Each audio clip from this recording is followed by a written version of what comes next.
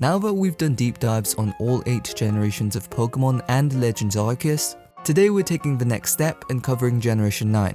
So beta information about these games aren't as well known as the previous games, so let me break down exactly how I'm structuring this video. First, I'm gonna pull back the curtain a bit and give you some behind the scenes insight into Scarlet and Violet's development, highlighting details straight from the sides Game Freak themselves presented at a game development expo. After that, we'll take a look at the beta materials and early screenshots. And finally, we'll go over footage from the beta builds and see what changed compared to the final game. So we're kicking it off by looking at the Pokemon Model Production System, a presentation Game Freak did at a 2022 expo. This gives us a breakdown of how mainline Pokemon games are produced behind the scenes. Basically, the section I'm highlighting here represents Game Freak, and the section to the right is the Pokemon Company. Now, how it starts is that Game Freak's research and development team begins by pitching their vision for the new game. This includes everything from the concepts, hardware limitations, and new gameplay ideas. And they send that pitch over to the Pokemon Company, who offer feedback, add requests, and help steer the direction of a project. What I found surprising is that contrary to what fans might assume, it seems Game Freak makes the first move when it comes to the direction of a franchise. They propose the core concept, not the other way around. But also before they pitch to the Pokemon Company, Game Freak passes the plan to their internal inspection team. Think of them like editors reviewing a manuscript. They make sure everything aligns with the intended vision. As you may know, the Pokemon Company consists of 3 entities: Nintendo, Creatures Inc., and Game Freak itself. Nintendo usually takes a pretty hands-off approach when it comes to mainline Pokemon games, but I'd assume they still offer support where needed. Creatures Inc., on the other hand, are responsible for creating all the 3D Pokemon models and assets used in the games, and once Creatures finish those assets, they send them back to Game Freak, again through that inspection team. Then the assets go to the title development team, which is the group that actually builds the game using all of this material, and implement everything from the R&D vision to the Pokemon Company's requests and so on. Now let's move on to a slide that details the development timeline. Okay, first of all, they're straight up lying here, because according to this presentation, Game Freak claims Legends Arceus started development in fall of 2018. But if you watched my Legends Arceus video, you'd know that the pitch phase didn't even begin until June of 2019. This slide also implies that Scarlet and Violet began development not long after. I'd say Gen 9 was probably pitched sometime in late 2019, possibly early 2020 at the latest. The next slide suggests that the assets for Legends Arceus and Scarlet and Violet were created around the same time. I often forget these games were literally released in the same year. These next few slides really dive into how Pokemon models are created, and I think they're pretty fascinating. This image here shows a preview environment created by the R&D team at Game Freak. This CG Pikachu is basically a mock-up, a rough visual guide meant to capture the design of a Pokemon. This CG mock-up is then sent to Creatures Inc., who then create the actual high-quality model in that specific visual style that Game Freak wants. In this case, that means the Legends Arceus art style. This has likely been the process for every game since the move to 3D models in Generation 6. Once Creatures finishes the model and sends it back, it's now the content development team's job to handle everything from animating expressions and movements to lighting and final color correction. One slide I found interesting shows a direct comparison between Pikachu's model in Legends Arceus and Scarlet and Violet. Obviously they were going for a more realistic tone in Scarlet and Violet, but does realistic necessarily mean better? Tell me your opinions. Game Freak also describes the Scarlet and Violet models as having a gel-like texture.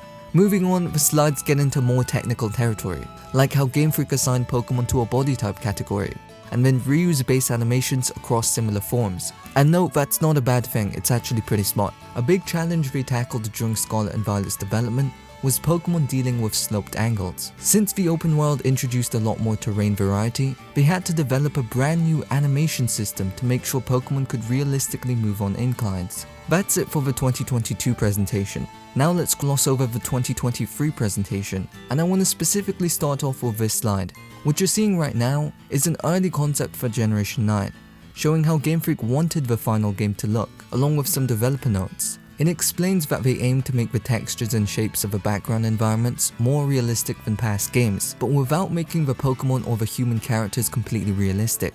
That balance was really important to the vision. I found it a bit funny seeing just how in-depth Game Freak were with all of the highlights in the eyes of a Pokemon, and how they changed depending on the angles. Now this was definitely a misallocation of dev time on Game Freak's part. Right now I think Pokemon is still trying to figure out how to make their environments look more realistic, and to be honest, Legends EA does look like a step up with the wildlife textures. Makes me curious to see where Generation 10 goes with all of this. Also in that early concept art, it looks like there's a full-size Aurorus in the background. However, this Pokemon is absent in the final game, and Pokemon aren't to scale in the overworld. Honestly speaking, looking through these behind the scenes slides has really made me realize Scarlet and Violet almost feels like a tech demo. And I don't mean that as a dig, just like another experimental game like how Legends Arceus was. A step in the direction of something greater. Even the game's main gimmick feels like an internal breakthrough. It's a combination of lighting maps, material effects, and design working together to make something gorgeous. And there's also silly stuff that I just don't get, like why are the lips so realistic?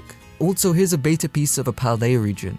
I couldn't pinpoint exactly where this fits on the final map, but if I had to guess, I'd say this is somewhere around the southern province, maybe a beta version of Area 1, and here's another rendered zone. But again, I couldn't place it on the final map.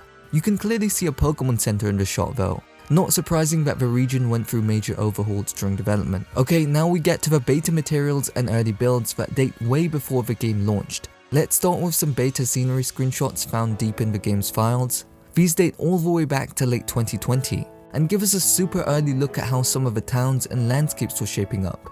But before we even dive into these screenshots, I want to highlight this, a beta map of Paldea, likely created before Game Freak even began building the region in-game. So what's different about this map? Well, starting right at the bottom in the Cabo Poco area, you'll notice that the surrounding sandy terrain was much larger. I'm talking roughly 3 times the size of what we got in the final game. You'll see that the sandy area extends far beyond what we eventually got, possibly even slightly past the southernmost boundary of Paldea. It makes me wonder, was this beach supposed to resemble areas like Howley Beach or even Slateport City? Maybe have a set of NPCs or encounters that were absent in the final game. The main path branching off of Cabo Poco stayed mostly intact between versions, but the finer details like some rivers and ponds were eventually tweaked. Also, there's clearly way more vegetation in this early version. They probably had to scale this back for optimization reasons, and we'll definitely get more into that later. Mesagoza is also completely absent from this beta map, but the idea of a school sitting at the very back of a city was already set. Moving east, you'll notice the vegetation was greatly reduced here too. There's another beach area that was much bigger in the beta.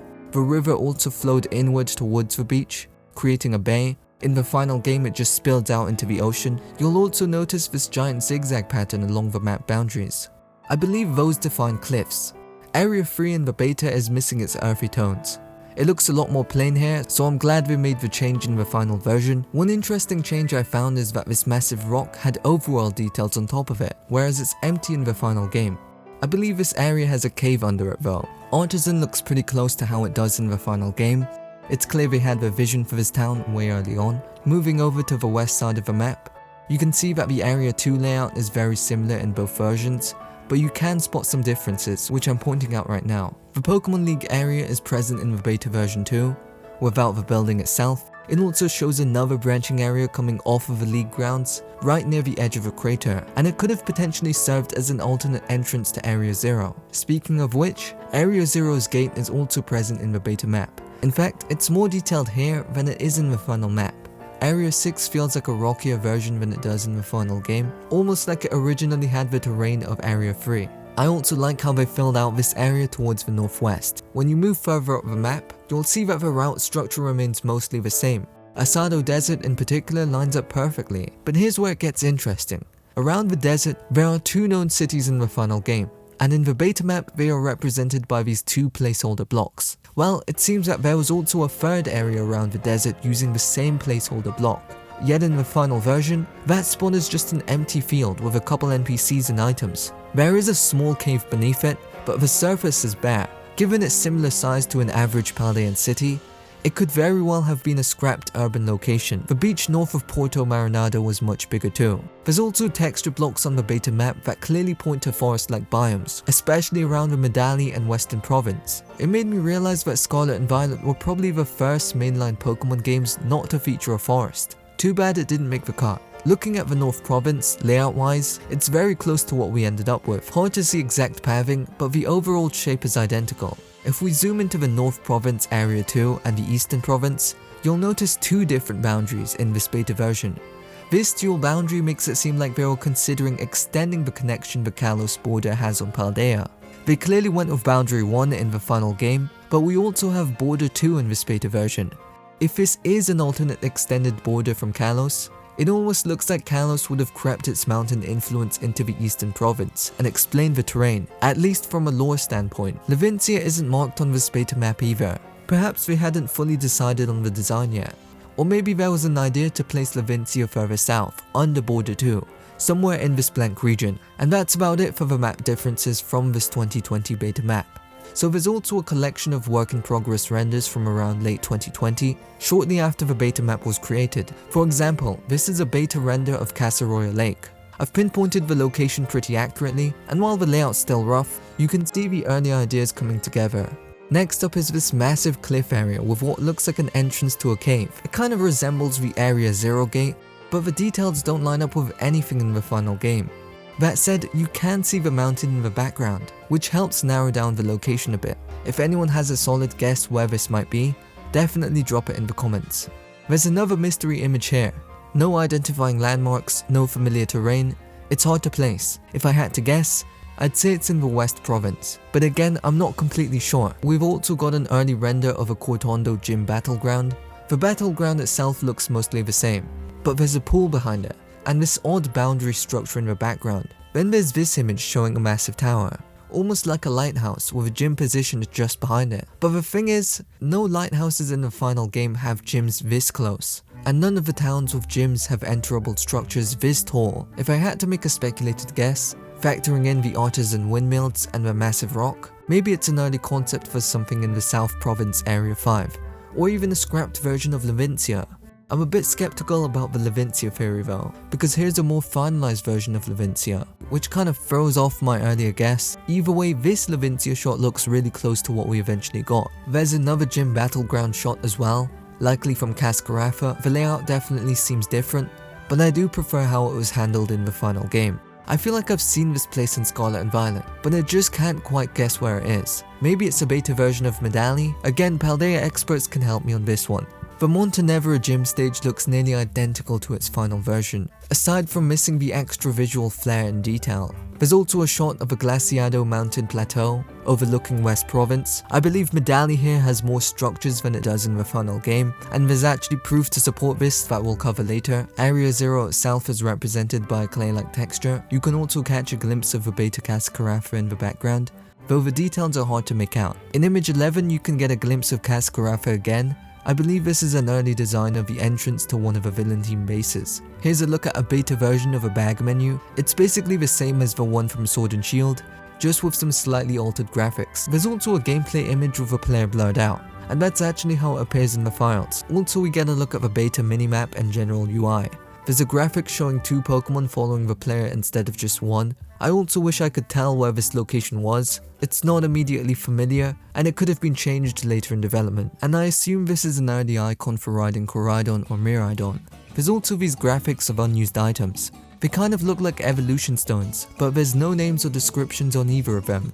Now we reach the November 2021 build, about a year out from release. The most notable difference here is the graphics, especially since it looks much better than it does in the final game. Firstly, the textures are incredible, whether you're looking at the stone wall or the roof tiles or even the difference in building texture. It all feels much more detailed and polished, even zooming into the trees and the texture of the cliffs. It's a night and day difference between this version and the final. The lighting is off the charts too, and I'm pretty sure the Switch one couldn't handle this level of depth with the shadows. Like, even just look at the shadows behind the lights. Admittedly, the lighting in the final game looks a lot more realistic, and it looks great, but in a stylistic sense, I much prefer the cartoonish, slightly unrealistic take. Like, I really prefer the warm orange tones of the cliff terrain here in the beta, but also the final game added so much more variation and detail around the player's house that wasn't in this version. But then the final version also got rid of a lot of the tropical trees up along the route. What's also impressive in the beta is that it almost looks like the windows of a professor's lab are see-through. At least it gives that illusion from far away. Whereas in the final game they're a lot more flat. The beach area is noticeably larger in the beta too. And possibly the biggest difference that you may not have noticed is the fidelity of the clouds. They're absolutely stunning in the beta. They look so heavy in volume, and I'd argue it's the most beautiful thing we've seen across all of the beta content from Scarlet and Violet. Unfortunately, nothing like it made it to the final game. There's actually a video clip from this build showing the full day and night cycle, and the graphics speaks for itself. There's also a short gameplay video showing off the graphical fidelity. I don't remember a cloudy weather cycle looking this good in Scarlet and Violet. It actually kind of sucks in the final game. If they were looking for the realistic angle, I wish they would have at least nailed the cloudy weather. Another updated beta image shows the player's house again, this time with the extra detail and vegetation. When you compare it to the earlier image, you'll notice a slight downgrade in texture quality. Even between these two beta images, the difference is almost night and day. Also, I just have to show these Lucario used as placeholders for the starters. We also have another image showing a second set of placeholder starters. Again, the graphics look fantastic, with great lighting and environment detail. Recently, I had the chance to connect with DeBomb772, a legendary Pokemon cut content researcher and also viewer of the channel, who generously shared some absolutely fascinating footage from the beta builds. I did my best to match DeBomb's gameplay movements with my own footage from the final game, so that we could do a side-by-side comparison. Starting with Beta Cascarafa from the June 2021 build, first thing you'll notice, the structure of the lift platforms were much taller in the beta, and the platforms themselves were huge. The central plaza was just a blank slate here. What's surprising is that there were wild Pokemon roaming around, meaning this might have been a wild encounter zone at some point. Across the bridge, there's this NPC in front of what seems like a gift vendor. Also, the building colors here are primarily white and red, whereas in the final game it's white and blue. Here's a couple comparisons with the views. Over here you can get a peek at how the lower floor looks. Cascarafa in general gives off a very strong Greek-inspired aesthetic, and seeing this beta version instantly reminded me of a Greek-style painting in the player's house, even though that's supposedly from another region. I don't know if there was originally any possible connection here. The lower level feels very much directly connected to the desert. It still kind of has that feeling in the final game, but even more so in the beta in my opinion. Now let's look at Cortondo. Right away you'll notice this massive gate in front of the gym. The gym building itself is much slimmer in the beta too, and there's a pool around the back here too, completely absent in the final game. Heading over to the main street, we run into one of the biggest revelations, the trees. There's a lot of trees, and we'll get back to this in a moment. Climbing the stairs to the battleground, I was reminded of how many small details I'd forgotten in the final version, and seeing them in this comparison made me appreciate it more. The battleground was also blue and had this spiderweb design, which is totally different. There was also another pool tucked around the back. I know Scarlet and Violet gets a lot of flack for its visuals, but honestly, it's really not as bad as people often make it out to be. Obviously it pales in comparison to other Switch titles, and it could be much better, but most of the discourse online stems from screenshots or clips that highlight the game when they look at their absolute worst.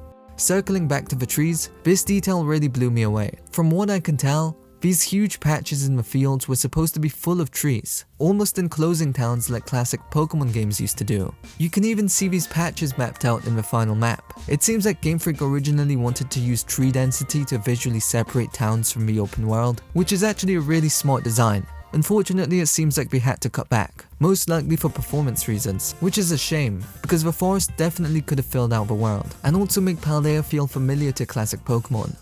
This whole area near the gym was completely different too, and this is how the other end of Cortondo looks. That's about it for this town. Now we're heading over to Medali. In this beta version, the buildings were shorter, this secret alleyway was much more hidden, there was also a canopy in this area that got scrapped entirely, and this is how the sandwich shop looked in the beta. Also in front of a Pokemon Center there were additional buildings, all of which were removed in the final. My guess is that Game Freak removed them so you could see the Pokemon Center from a distance more easily. Also inside the treasury tree, beta players could freely move the camera, which you can't do in the final game. Definitely an odd choice, given the interior is clearly fully modeled. So why restrict it? Looking at the nearby mountain range, it's also noticeably denser with trees in the beta. Cabo Poco also saw some changes. Outside the player's house, the final game of course has more varied vegetation as we covered before. Going down the path towards the lab, you'll notice the final game lacks most of the flowers present in the beta version. It's like they did a lot of detailing work around the player's house, then sadly just kind of disregarded the rest of the route. Also the position of a fountain moved, and for some reason, behind the lab, you'll find triplets of Staravia and Lucario just chilling there. No idea why. What's really incredible here though is that from this angle, you can clearly see how the beach and cliffside extended. Here's a comparison of how far the beach goes in both the beta and the final. There's even a distant land tip that's just not in the final game. The original design kind of suggests you'd be able to walk a little into the ocean early on and encounter water Pokemon. And credit to Game Freak, the Inlet Grotto looks really good in the final game. Definitely one of the best areas that maintains the realistic visual tone. And here's how the view from the lighthouse looks. The player's room has a couple differences too. Firstly, the poster above the bed is different, the OLED Switch model was just the same model from Sword and Shield, and a few small layout tweaks like a different image above the TV, and the shelf in the corner was redesigned. The menu UI was also different. It looked clean, but it wasn't as convenient as the final design. Here's a completely unused dorm room. Pretty plain. I'm sure they considered adding more dorms to the game, but for whatever reason they didn't. There was also this interesting flag placing mechanic. My best guess is that it was tied to online co-op, maybe part of a minigame or some kind of marker system. We'll never know for sure. Also, here's gameplay of a completely unused building interior. Unlike previous Pokemon games, Scarlet and Violet lacked most of the building interiors in the region, so it's not crazy to assume they originally planned to include more interiors. User El Chico Eevee noted that there was a Dawnstone and Sunstone modelled on one of the shelves, and user Poplio Pup noted a Crustal photo frame. Huge thanks again to The Bomb for sharing this incredible footage. And with that, we've pretty much covered all of the major highlights of Scarlet and Violet scrapped content. When I first set out to make this video, I expected it to lean more critical. I wasn't the biggest fan of Scarlet and Violet, and it's probably the generation that I played the least.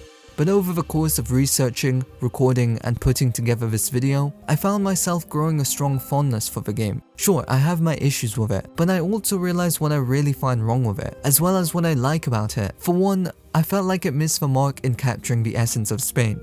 It kind of felt like Game Freak focused on creating an open world and relied on the architecture and characters to capture Spain, rather than building a region that felt like Spain. I found that a little unfortunate given how well recent Pokemon games had captured the spirit of where it was based. On another note, the issue with Scarlet and Violet to me wasn't the graphics. I can live with subpar visuals. What really hurt was the poor performance. The stuttering, the lag, the drop in frames, the glitches. It's something that pulled me out of the experience when I played it the first time. And it made me upset seeing a Pokemon game run so poorly in so many situations, to the point Nintendo had to issue an apology. But I played the game through emulation this time at a consistent 30 FPS, and honestly it changed everything. Without the constant frame drops, the experience was so much smoother, and honestly, way more enjoyable. It gave me a different perspective of how great Paldea could be when performance doesn't get in the way. Another point I came to realize was despite Game Freak creating an open world game and encouraging exploration, I just don't understand why they shot themselves in the foot by locking the full traversal mechanics behind the Path of Legends quest. The world is literally built for Koraidon and Miraidon, and players should have had access to all of those mechanics from the start. Locking them away didn't encourage progression, it just confused players and limited early game creativity, which in turn negatively affected the reputation of Paldea. The bottom line is, and no bias at all, I had a blast exploring Paldea and its absolute best potential. Overall, I know people love to focus on the negatives, especially the graphics and Game Freak's push for realism, but I also think that buries a lot of what Scarlet and Violet got right. I have to admit that there are moments where they almost nailed that realistic style, and sadly, those moments don't get nearly the recognition they deserve. In the end, Scarlet and Violet feel bittersweet. On one hand, there's disappointment, mostly due to the poor optimization and a few design missteps, but now there's also hope. Hope that came from rediscovering Paldea in its best state. Hope that with a rumored Switch 2 upgrade, a lot more people will get to experience at least a little redemption with Generation 9, and hope that Game Freak has learned their lesson and the reputation of recent Pokemon games only improves from here. Thank you for watching. If you enjoyed the video, don't forget to leave a like, subscribe, and share, and I'll see you all in the next one.